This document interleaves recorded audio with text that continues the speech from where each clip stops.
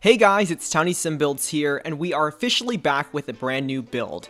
Now today's build has gone through quite the journey, you can say. I've been working on this for the past 2 months, and this originally started as a residential lot. Yet, lo and behold, here we are 2 months later, and I have an abandoned lighthouse. This lighthouse has then been converted into an art center for a very large variety of creative sims.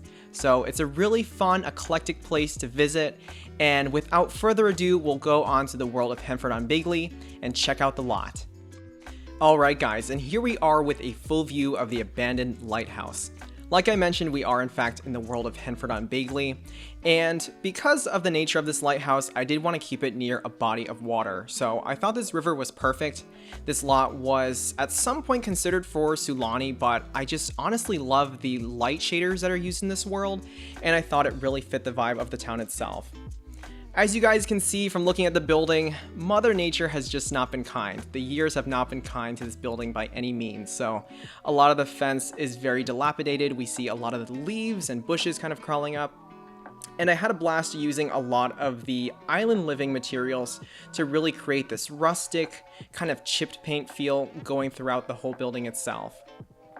It again carries on towards the back. There's a lot of overgrowth, just like the front, which you guys just saw.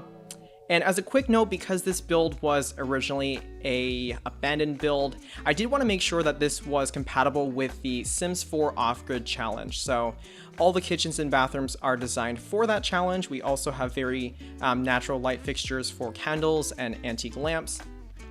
And with that said, we'll check out the lot in different forms of lighting. We're currently in the evening view, going to the night view, switching it back to the morning view, onto the afternoon, and finally back to the evening, where we will take a look inside. So starting off on the first floor, there is quite a bit to cover, but we will start with the entryway outside. As you guys can see on the left, we do have some interesting objects from the City Living pack, including this really beautiful mural painted on a garage door. We also have some bicycles to the right, so I kind of figured that maybe the townsfolk of Henford traveled here on their own, kind of traveled their way through the woods, and made it inside to this abandoned lighthouse. This is just a quick view of the large open area once you go through the first front doors. And this, of course, is kind of an open mudroom. It's a place to kind of sit down, take off your coat, take off your shoes, and get ready to be creative. The first room we see is a children's activity room. And this was a pretty cozy spot. I really didn't know that these tables had to be included on this type of lot originally. So this was created a little bit late in the process, but I do think it came out very cute and very fun for the kids. And over here is I guess what could have been the garage, but we've turned this into a music studio. How fitting is that? So somehow the residents managed to cram this beautiful giant classical piano in here. And of course, we also have some guitars on the side for your musician sims as well. I also use some of the menu boards as a kind of way to, I'm not really sure. I figured that the musicians could use them to possibly write lyrics or write some musical notes, but I'll let you interpret that as you see fit. Over here is of course the living room area, and here is just a much better view of that.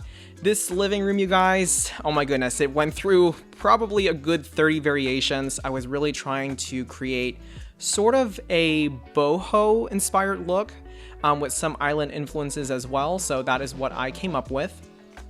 And towards the back, of course, we do have the outside porch. So it's a nice little area to have lunch. We have some very colorful tables from City Living, and we have a little fake garden there as well. Moving on in, we now enter the next creative space, and this is the embroidery room, I believe it's called. So this uses a lot of content from cottage living. Obviously, it's a really nice cozy space to kind of sit down, maybe work on some sewing, embroidery, maybe some knitting even if you do have that kit, or I believe it's a pack. But anyways, we are moving on to the next room, and this is the woodwork studio. So there are plenty of benches to do so, and I tried to make it pretty safe. There is like a big rubber mat at the bottom. You have all your tools lined up there, nice and on display. And I think that pretty much covers the first floor in terms of the creative items.